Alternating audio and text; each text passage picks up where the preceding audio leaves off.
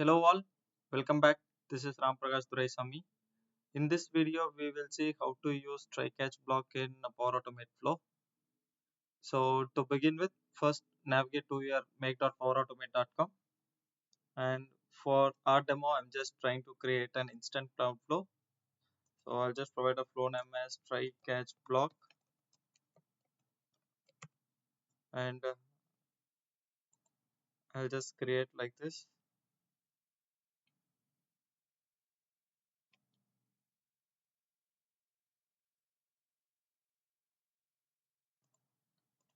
I'll just turn off this one, and I'll just take you to the uh, what can I say, the the classic view. And the trigger, I'll just trigger with for now I'll just directly trigger with manual trigger. So in the manual trigger, what I'll do is I'm going to have a data bus, and I'm just going to make a like a list row.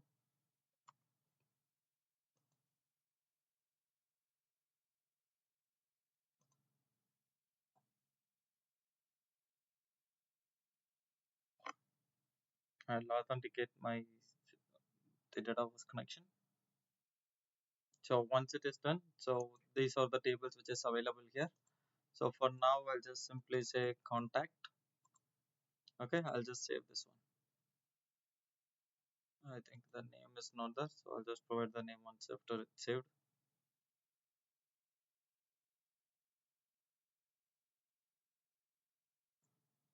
I'll use it as try catch block.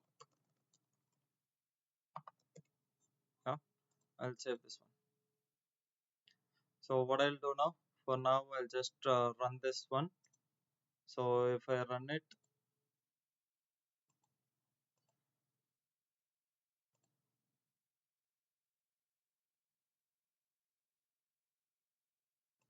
you can see the flow started running, and we got an expected result as list rows, and it got a success as well. So now let's see, I'll just try to use a filter rows like test name equals demo. So currently we are not having any column called test name, but see, let's if I try to do that one, we will get an error now. So how we can handle this type of errors using the try catch block, how we are using the try catch block in our uh, what can I say, in the C sharp .NET coding. So how we can achieve that one in Power Automate. So for that, I'll just add it here. I'll just add an option called scope. I'll add the scope here. So inside the scope, I'll just add this list row, whatever which I just created. So I'll rename it, and I'll name it as try, and I'll add another scope, and I'll name that scope as catch. Yeah. So when this catch will run, so I need to set that one when that catch will trigger. So here you can able to see configure run after option. So I'll just click on configure run after.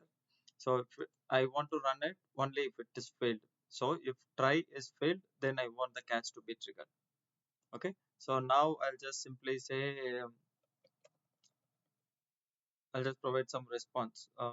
Maybe I'll just try to choose, or else I'll simply do something like this. So what I'll do, I'll just add an variable here.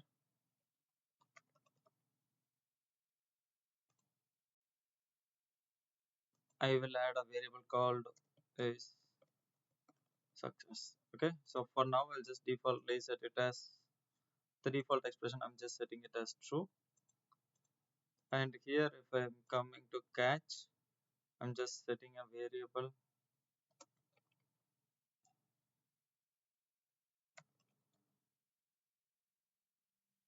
No, yeah, I got the set variable. I'm just going to set this is variable as false. That's it. Simple. So now what we have done. So okay, so value is not set. So I'll just reset that value. False. I'll okay. I'll save this one. Perfect. Now this is done. So now what we have done, we have manually triggered a flow. We just initially set a variable, and I'll just name it as success. and by default it is true, and there is a catch available, and there is a list row available. So I have a catch block available, and this catch block will trigger only if try gets failed. So now if I try to test this one,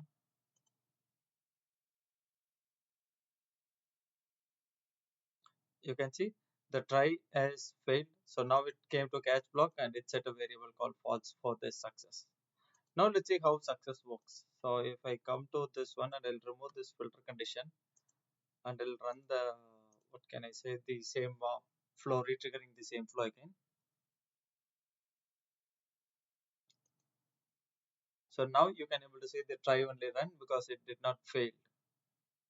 So this is how we can simply use our try catch block in our Power Automate flow. Hope you like this video. Please drop me a comment if you have any queries and subscribe to the channel. Thank you.